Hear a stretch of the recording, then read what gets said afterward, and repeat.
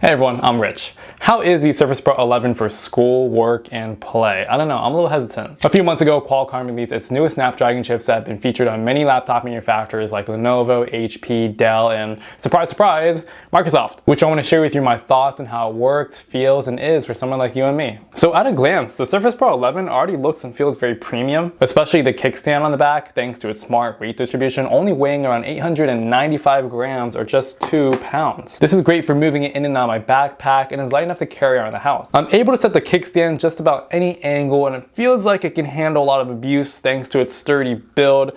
As you can see right here, I'm like moving it back and forth a lot. I don't know if it's gonna hold up over time, but like port selection on the Surface Pro 11 is a little skimpy with only 2 USB-C ports. On the other side is a dedicated charging connector, which snaps on magnetically. Also, if you're looking for a headphone jack, you won't find one here, disappointingly. I am a little bit bummed out not to see that, because now if I'm gonna be listening to music or video editing or whatnot, I'm gonna have to get some wireless headphones, and we all know that sometimes, you know, they don't always pair the best here. Now, I think Surface devices have one of the best cameras I've personally seen, and they kept it pretty consistent. Even the Surface Books from 2015 look way better than any other competitors at that time, and with the Pro 11, they did it again. One of the better use cases I found with the Pro 11 was for taking pictures for whatever it may be. Anything from work-related tasks like scanning notes and documents to even creative uses like sketches and ideas can be captured fast, sharp, and easy on this device. Windows has these inbuilt camera functions which helps correct distortion on subjects, as you can see right here, and helps for a really great end result after. As you can see, you have a document setting, a whiteboard setting, and a barcode. So I can definitely see myself using this in an office scenario or any creatives trying to bring the ideas to life. That and the whole two-in-one concept of this could really sell it for you if you're looking to get away from a traditional laptop design. With the Pro keyboard base and pen, it acts as a detachable display. It's held on by these 2 strong magnets which help also transfer data and power, and I love the keyboard.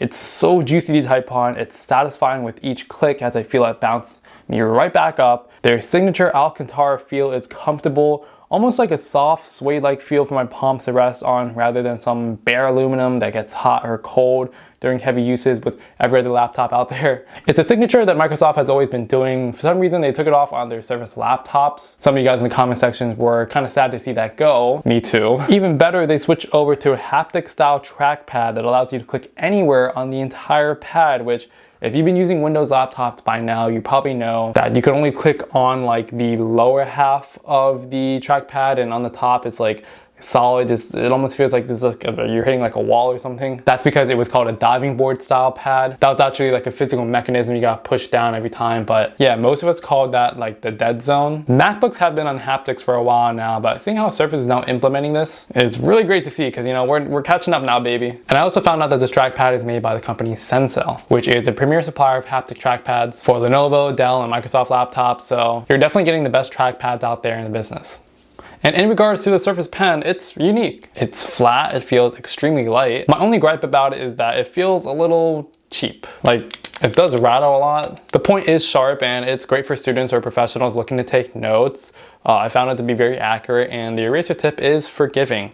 The Slim Pen 2 has a small battery which can be charged magnetically, and for any angle that you drop it on, it will lay flat side up, which is pretty cool. I guess this is the part that I was a little hesitant on, because buying the Surface Pro 11 by itself is already pretty expensive, and if you want to include the pen and the keyboard, which I recommend for the full experience, the price does definitely add up. But moving on to the speakers, this has got to be one of the best ones I ever heard on a tablet / laptop yet. The bass is super rich, punchy, and full. It's really clear, and I didn't have to do any adjustments to it.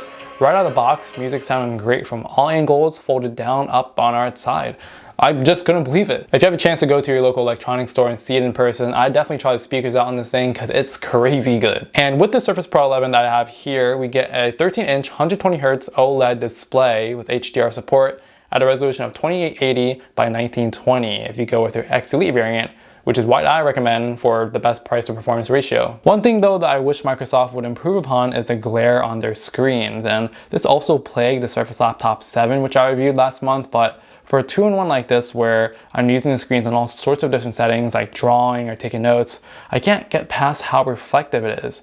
Under bright daylight or in the office with super bright ceiling lights, it gets a little difficult to use. If you compare this to something like a MacBook Air with just an IPS display, you can see the immediate difference with the anti-reflective coating here. Another concern I noticed straight away is their pen digitizer that they use is very visible.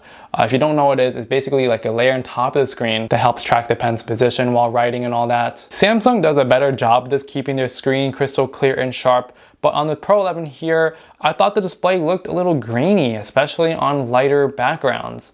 I thought it reduced resolution at first, but notice since it's an OLED panel, it's just more pronounced because it's generally brighter. And personally, this slightly bothered me. Other than that, the 120Hz refresh rate screen runs smoothly across most operations.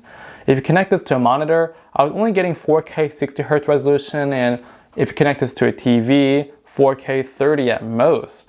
Not a huge deal breaker, but for a computer like this, it'd be very nice to have and stream content at the max refresh rate as possible. Now let's talk about the meat of the Pro 11. The biggest jump this year that made Windows machines great again is the transition from Windows to ARM CPU, which takes a RISC approach rather than a CISC approach on the popular x86 CPUs that you may be all familiar with, like Intel and AMD. This in theory means reduced power consumption and an increase to battery performance efficiency. There's no Intel or AMD chip in here like your mama might have heard of. Instead, we're using Qualcomm Snapdragon X Elite chip, more specifically their 12-core X1 E80-100 CPU. I already made a whole video talking about the pros and cons of the chip, but in short, this chip is fast, right in line with Apple's M3 silicon chip. I'll put the benchmarks up for you right here. In single core use, the M3 gets a slight edge, which is great for basic computer tasks such as web browsing and document editing.